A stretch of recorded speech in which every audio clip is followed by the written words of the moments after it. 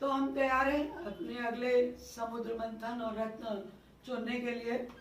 तो एक कुछ चीज़ें और अगर ले लें तो जैसे एक तो आ रहा है कि यूपी के 2 जिले हैं जिन नए जिलों को नए एनसीआर रीजन में इंक्लूड किया गया है। तो अति अति अति इम्पोर्टेंट रत्न यूपी के 2 जिले जिन्हें एनसीआर रीजन में इंक्लूड करने जा रहे हैं। तो एक तो आपका शामली और मुजफ्फरनगर। शामली और मुजफ्फरनगर अभी एनसीआर रीजन में नहीं था, लेकिन अब शामली और मुजफ्फरनगर को भी एनसीआर रीजन में इंक्लूड करने जा रहे हैं। ठीक है। फिर मुख्यमंत्री ने एक प्रोग्राम शुरू किया है, निर्भया एक पहल। तो वैसे तो निर्भया कांड था जो दिल्ली वाला 2016 में हुआ था, और निर्भया के नाम से जो कुछ भी आता है सिक्योरिटी फीचर ज्यादा होता है। लेकिन इसमें जब क्वेश्चन की बात आ रही है तो इसमें अगर देखेंगे तो दिस इज अ स्वावलंबन कार्यक्रम है। मतलब ये एम्प्लॉयमेंट से जुड़ा है, सेल्फ डिपेंडेंसी से जुड़ा है, ये सिक्योरिटी वाला मैटर नहीं है। यार है ना कि जैसे निर्भया चूंकि वो कांड था और उसके बाद बस में लेकर के और जो गाइडलाइन जारी की गई उसमें सिक्योरिटी वाला पॉइंट ह्यूमन के लिए था। लेकिन ये इसीलिए अगर क्वेश्चन पूछेंगे कि निर्भया एक पहल कार्यक्रम Uttar Pradesh government has started, it is related to which of the following field, कि ये किस क्षेत्र से जुड़ा है। अब आपको उन्होंने दिया सबसे ऊपर रखा होगा सिक्योरिटी ऑफ द वुमेन, फिर self dependency of the women, महिलाओं की आत्मनिर्भरता, सिक्योरिटी, और इसके बाद फिर पोषण, न्यूट्रिशन, एजुकेशन, इस तरीके से।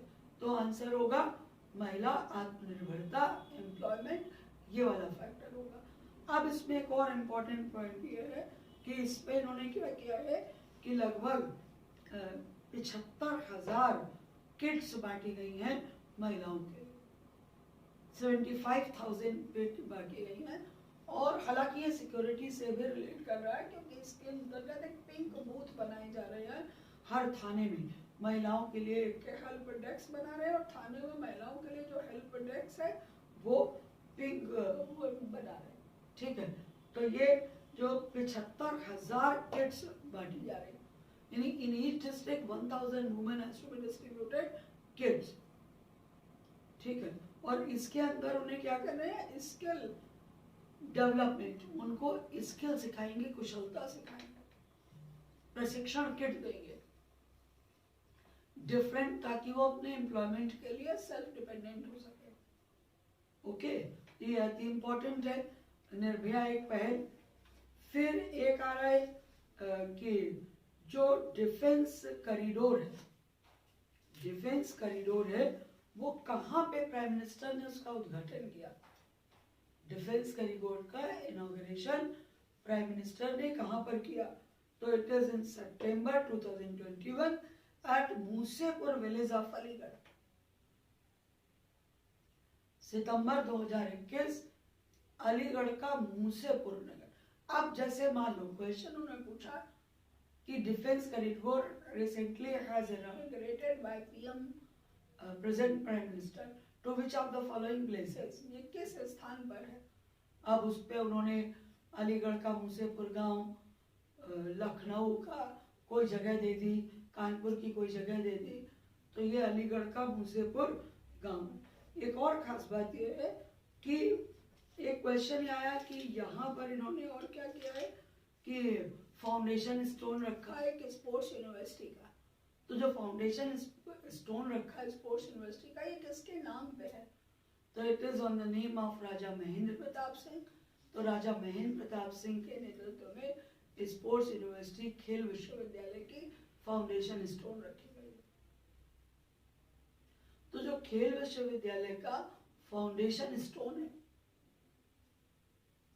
वो फाउंडेशन स्टोन किसके नाम पे, राजा महेंद्र प्रताप सिंह। अब ये राजा महेंद्र प्रताप सिंह कौन थे, आपको याद हो जब आप नेशनल मूवमेंट पढ़ते हैं तो जो गदर आंदोलन था, गदर आंदोलन जो विदेशों में चलाया गया था, उस गदर आंदोलन में जो लास्ट इवेंट हुआ था that was of independent government at Kabul Interim government under the leadership of Raja Mahendra Pratap Singh on 2 December 1915, 2 दिसंबर 1915 को महेंद्र प्रताप सिंह के नेतृत्व में अंतरिम सरकार का गठन, जिसके बरकतुल्ला जो थे वो प्राइम मिनिस्टर थे और ये हेड थे। ये पूछ सकते हैं कि ये कौन थे, ठीक है, ओके। फिर डिफेंस कॉरिडोर तो हम लोग ले ही चुके हैं कि अलीगढ़, आगरा, झांसी, चित्रकूट, कानपुर, लखनऊ, ओके, ठीक है। अच्छा, फिर आगे बढ़ेंगे तो एक यहाँ पर फर्स्ट ट्राइबल म्यूजियम बन रहा है। तो उत्तर प्रदेश में ट्राइब्स का ज्यादा रोल नहीं है तो, लेकिन ज्यादा रोल नहीं है। उत्तराखंड वाले जो ट्राइब्स थी वो यहाँ पर भी है कहिए। अब लेकिन इसका एक म्यूजियम, तो म्यूजियम लिख रहे हैं कि बलरामपुर डिस्ट्रिक्ट है और इमिलिया कोडर, इमिलिया कोडर। अब एक क्वेश्चन और क्या बनता है कि फर्स्ट ट्राइबल म्यूजियम, पहला जनजातीय संग्रहालय बलरामपुर डिस्ट्रिक्ट में, इमलिया कोडर गांव में। अब क्वेश्चन ये बनता है कि दिस विलेज इज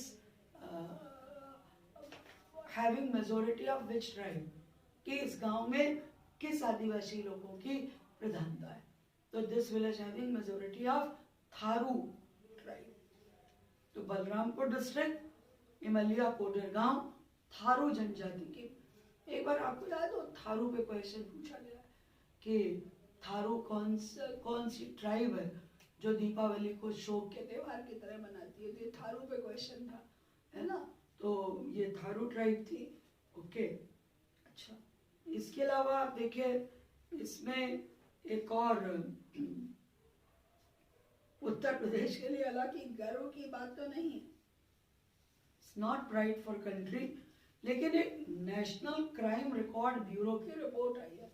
हालांकि इसकी संभावना कम है, फिर भी याद कर लीजिए, नेशनल क्राइम रिकॉर्ड ब्यूरो, राष्ट्रीय अपराध रिकॉर्ड ब्यूरो 2020। तो जो राष्ट्रीय रिकॉर्ड अपराध ब्यूरो 2020 है, नेशनल रिकॉर्ड क्राइम ब्यूरो, इस क्राइम ब्यूरो में आप देखिए मर्डर्स के उसमें सबसे फर्स्ट नंबर पे यूपी है, उत्तर सारे प्रदेशों, यानी सबसे ज्यादा हत्याएं उत्तर प्रदेश में हुई हैं। इसके बाद बिहार है, फिर महाराष्ट्र है। इसके अलावा अपराध जो हाईजैकिंग है वो यूपी में सबसे ज्यादा है, मर्डर और हाईजैकिंग यूपी में सबसे ज्यादा है, लेकिन वुमेन क्राइम कम हुआ है। Women crime, cyber crime, women crime, cyber crime और मर्डर, ये तीन चीजें ऐसी हैं जिसमें यूपी नंबर 1 है। सॉरी, नॉट वुमेन क्राइम, हमें कह रहे हैं मर्डर, साइबर क्राइम यानी हत्याएं, साइबर अपराध, और इसके साथ साथ आपका जो अपहरण है, हाईजैकिंग। वुमेन क्राइम तो कम हुआ है। अब आप ये कह सकते हैं कि भाई यूपी में जनसंख्या सबसे ज्यादा है, तो जाहिर सी बात है कि भाई क्राइम में सबसे ज्यादा है, हम अपने को इस तरह से कह सकते हैं। शायद पूछ लें तो इस तरह से ये आ रहा है, ओके, ठीक है। अच्छा, अब एक थोड़ा इंटरनेशनल है। Prime minister Modi has visited to USA in this September 2021। सितंबर 2021 में प्रधानमंत्री मोदी, एक्चुअली 23-24 सितंबर को यूनाइटेड नेशंस का फाउंडेशन डे होता है ना, तो उसमें जाते हैं। तो अमेरिका की यात्रा, इसमें एक संयुक्त राष्ट्र संघ का प्रस्ताव आया था, जो प्रस्ताव तालिबान से जुड़ा हुआ था। और तालिबान के खिलाफ जो रिस्ट्रिक्शंस लगाने हैं, जो कदम उठाने यूनाइटेड नेशंस को, तो ये आप जानते हैं कि इनके लिए प्रस्ताव का नंबर दिया जाता है। तो ये क्वेश्चन पूछ सकते हैं, और दिस नंबर इज 2593 2593 2593 25। एक बात ध्यान रखिएगा, कोई भी रिसेंट प्रस्ताव आएगा तो उसका नंबर कहीं इससे ज्यादा ही होगा, इससे कम नहीं होगा। तो 2593 प्रस्ताव है तालिबान के रेफरेंस में, जिस पर भारत ने उसको सपोर्ट किया। ठीक है। अच्छा, एक क्वेश्चन ही आ सकता है कि the PM Modi had addressed the 76th United Nation session, इस बार का जो सेशन था वो 76वां था, and prime minister Modi had addressed to it. Question ये हो सकता है कि Modi has addressed to it in to which number, कितनी बार, इस बार कौन सा नंबर। जो प्राइम मिनिस्टरशिप का काल है वो 7 साल का है, 7 years का है। 7 साल हो गए, 19 और 21, बल्कि और ज्यादा हो जाएंगे। 19 में गवर्नमेंट बनी थी,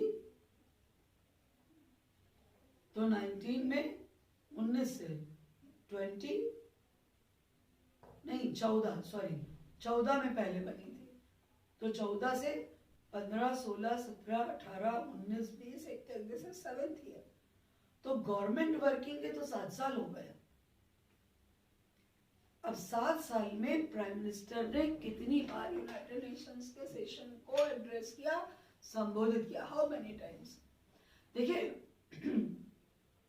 जो पीसीएस का नेचर है क्वेश्चंस का, उस नेचर में बहुत डीप, बहुत कॉन्सेप्ट, बहुत एनालिटिकल जाने का नहीं है, बहुत छोटा सा पॉइंट पूछ लेते हैं, ये बहुत छोटा सा पॉइंट है। तो prime minister Modi this time has address to 4th time, ये 4थी बार था जब उन्होंने इसको एड्रेस किया।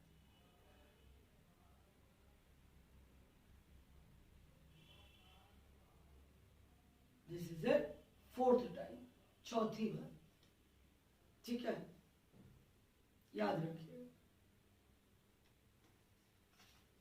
टाइम मैगजीन हम लोग ले चुके हैं पहले भी, बस एक बार रिपीट कर ले कि टाइम मैगजीन जो 100% ऑफ द ईयर लेती है, उसमें भारत से कौन कौन सी पर्सनालिटी ली गई है।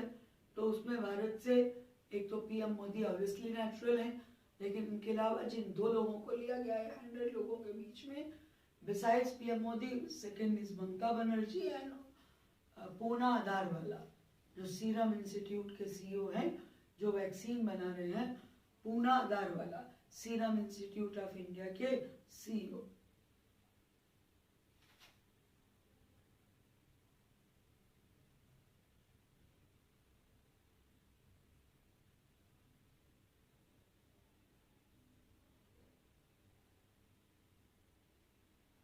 ठीक है, तो ये टाइम मैगजीन के उसमें पीएम मोदी के अलावा ममता बनर्जी प्लस पूना आधारवाला, ये भी इंक्लूडेड है। ठीक है, एक हम क्वेश्चन देख रहे थे, एक प्लास्टिक पैक्ट आया है, उस प्लास्टिक पैक्ट में सबसे पहले India become the first Asian country to implement the plastic pact. एक प्लास्टिक समझौता हुआ है। एक्चुअली प्लास्टिक के कुछ फॉर्म्स ऐसे होते हैं जहां मतलब जो बायोडिग्रेडेबल होते हैं। एक पॉलीथीन होती है, एक प्लास्टिक होती है। पॉलीथीन डिग्रेडेबल नहीं होती है, प्लास्टिक हो जाती है। तो ये प्लास्टिक वाला, ऐसी प्लास्टिक जो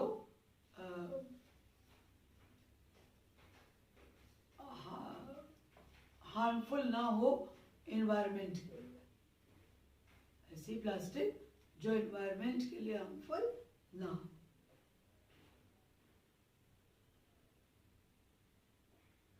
और इसमें यह वादा किया गया है कि 2030 तक इंडिया जो है इस प्लास्टिक रिपोर्ट समझौते को पूरी तरह अडॉप्ट कर लेगा डिफरेंट फील्ड्स में। ठीक है, ओके। एक भारत में ब्लू फ्लैग मिलता है, ब्लू फ्लैग सी कोस्ट को मिलता है। जो बेहतर कंडीशन वाले सी फ्लैग्स होते हैं उनको, सी बीच होते हैं उनको, तो भारत में 2 और लोगों को मिला है। एक तो तमिलनाडु में कोवलम और पुडुचेरी में ईडन। तमिलनाडु में कोवलम सी बीच, ये बड़े सुंदरतम समुद्र बीचों में से एक है। और पुडुचेरी में ईडन। यानी अब 10 हमारे सी पोर्ट हो गए हैं कोस्ट जिन्हें ब्लू फ्लैग मिला हुआ है। ब्लू फ्लैग मिलता है क्लीनिंग के नाम पे,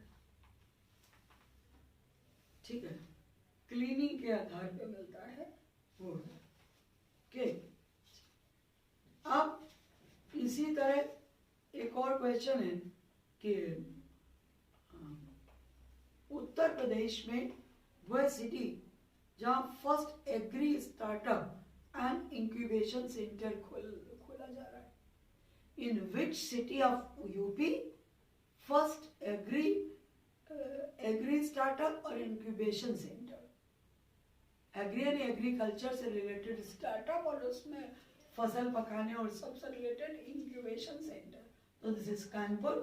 कानपुर में फर्स्ट एग्री स्टार्टअप और इंक्यूबेशन सेंटर खोले जा रहे हैं, ठीक है। अच्छा, इसके अलावा एक इंटरनेशनल फूड फेयर होने जा रहा है, यही नेक्स्ट मंथ में, नवंबर में, in November 2021 international food festival.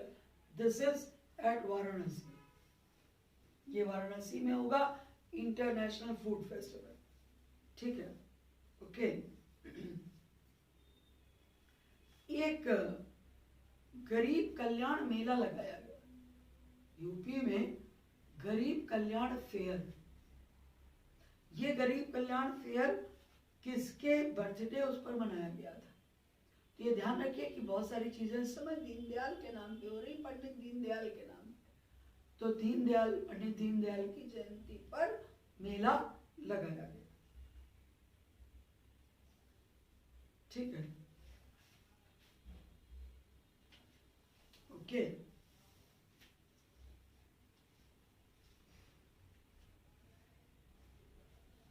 एक बात और है, जहां ऐसा देश है अल सल्वाडोर जैसा जिसने क्रिप्टो करेंसी को मान्यता दे दी है, वहीं ऐसे भी देश हैं जिन्होंने इसको इलीगल डिक्लेयर किया। तो China has declared illegal, China ने क्रिप्टो करेंसी के लेन देन को इलीगल डिक्लेयर कर दिया।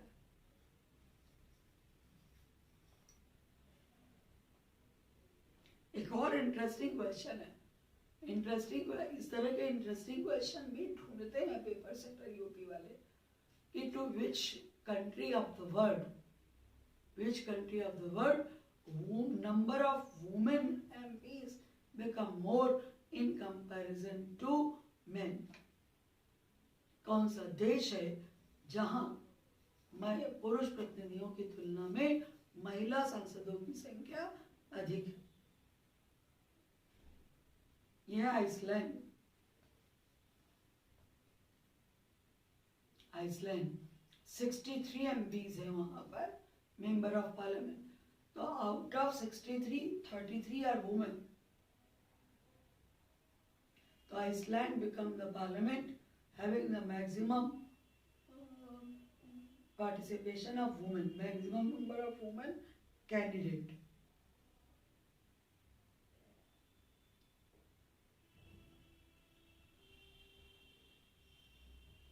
एक और क्वेश्चन है, first state of UP, first state of UP, sorry first state of country become the 100% vaccination, first dose of vaccination to all its people.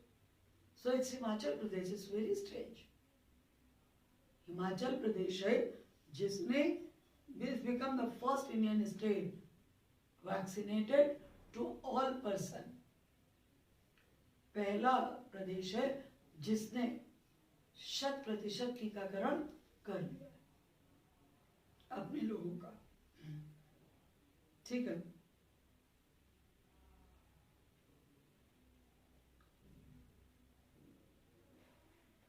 Dubai का golden visa मिला है हमारे किसी प्लेयर को, ऐसे छोटे छोटे क्वेश्चंस ये पूछते हैं। तो दुबई का जो गोल्डन वीजा मिला है वो वीजा जीव मिल्खा सिंह को मिला। दुबई का जो गोल्डन वीजा मिला है वो जीव मिल्खा सिंह को मिला।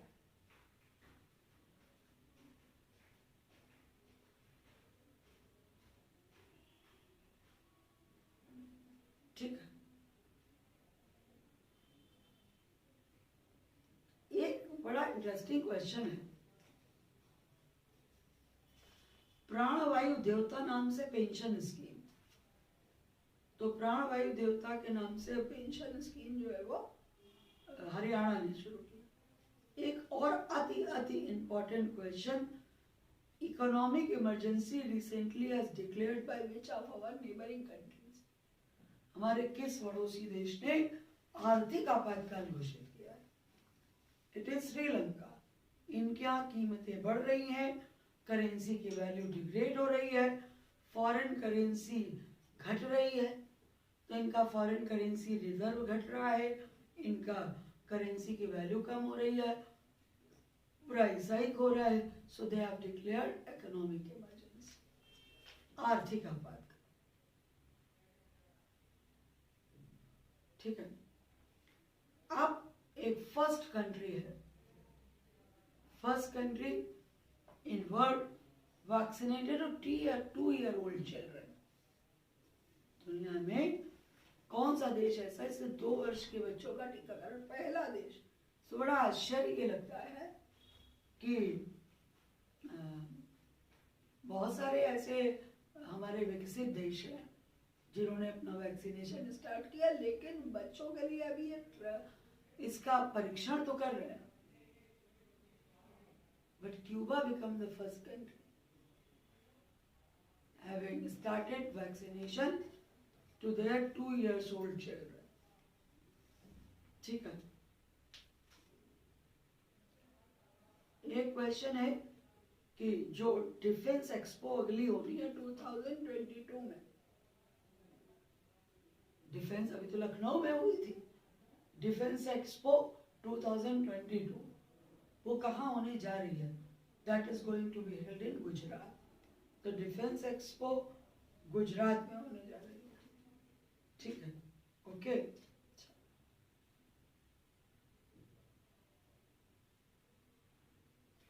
एक अभियान शुरू किया है किसी राज्य ने, सेल्फी विद टेम्पल। हालांकि ये क्वेश्चन जब आएगा सेल्फी विद टेम्पल, तो आप साउथ के पे भी जा सकते हैं, बनारस में भी जा सकते हैं कि यूपी, लेकिन यूपी में तो है नहीं, तो लेकिन मंदिरों का वो उत्तराखंड में भी बहुत, तो ये है उत्तराखंड।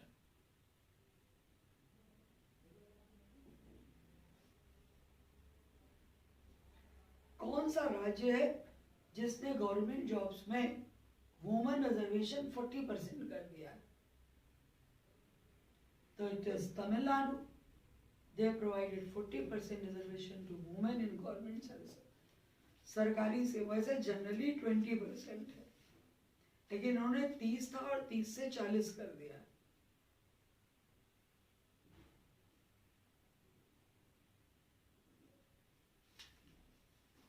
ओके, ये एक आ रहा है कि